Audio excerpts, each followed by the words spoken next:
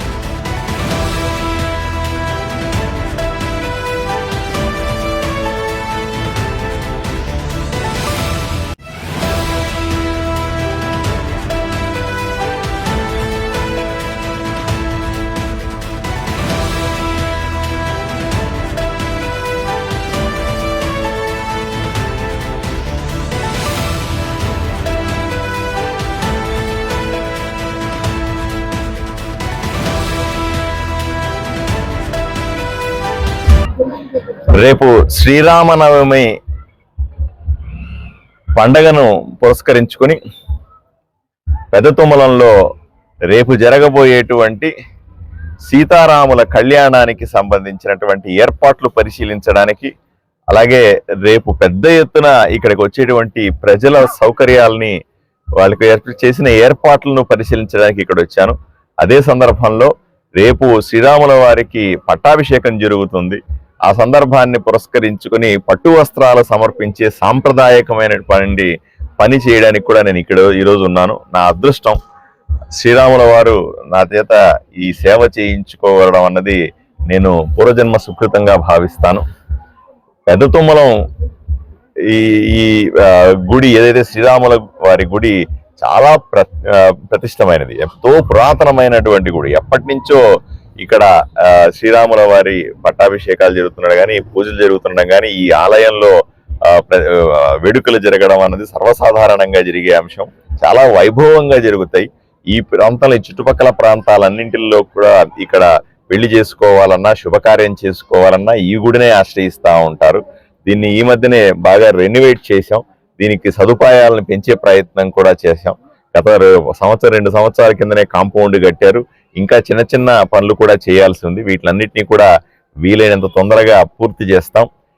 ఈ ఆలయాన్ని కాపాడుకోవడం, ఈ ఆలయం ప్రాశస్త్యాన్ని ప్రపంచానికి తెలియజెప్పడానికి తప్పనిసరిగా ఆర్కియాలజీ డిపార్ట్మెంట్తో కలిసి టూరిజం డెవలప్మెంట్ వాళ్ళతో, రాష్ట్ర ప్రభుత్వంతో కూడా మాట్లాడాను. వాళ్ళ ద్వారా కొంత అభివృద్ధి పనులు చేయగలిగితే ఈ ఆలయానికి మరింత శోభ వస్తుంది. ఈ ప్రాంత ప్రజలు ఏదైతే ఆశగా ఎదురు చూస్తున్నారో ఈ శ్రీరాముల గుడిని పెద్దగా చేయాలని, మరింత వైభవం, అంటే పూర్వ వైభవం ఎప్పుడో బ్రహ్మాండంగా ఉండేది. మీరు చూస్తే ఇక్కడ ఉన్నటువంటి శిలలు కానీ, ఇక్కడ ఉన్నటువంటి రాతి కట్టడం కానీ, ఇక్కడ ఉన్నటువంటి అప్పట్లో జరిగినటువంటి కట్టడాలు చూస్తే మనకు నిజంగా ఆశ్చర్యం కలుగుతుంది. అప్పట్లోనే ఇంత పెద్ద టెక్నాలజీ వాడి ఇంత బ్రహ్మాండంగా కట్టారా. అత్యంత పురాతనమైనటువంటి దేవాలయం.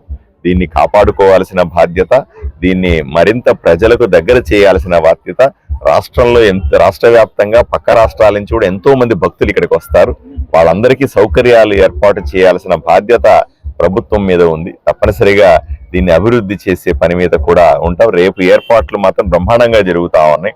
ఈ వైపున పెద్ద గ్రౌండ్ లో మనము శ్రీరామ పట్టాభిషేకం, కళ్యాణోత్సవం బ్రహ్మాండంగా జరుగుతాయి. రేపు ప్రజలందరూ కూడా వచ్చి కూర్చొని ఆనందమయంగా అత్యంత వైభవంగా చేసేటువంటి ఈ కార్యక్రమంలో పాల్గొనాల్సిందిగా మిమ్మల్ని అందరినీ కోరుకుంటా ఉన్నాను. ఈ ఏర్పాట్లు సంతోషంగా తప్పనిసరిగా ప్రజలందరికీ కూడా స్వామిని మరింత దగ్గర చేర్చే ప్రయత్నం జరుగుతుందని నేను ఆశిస్తా ఉన్నాను. జై శ్రీరామ్. జై శ్రీరామ్. జై శ్రీరామ్. జై శ్రీరామ్.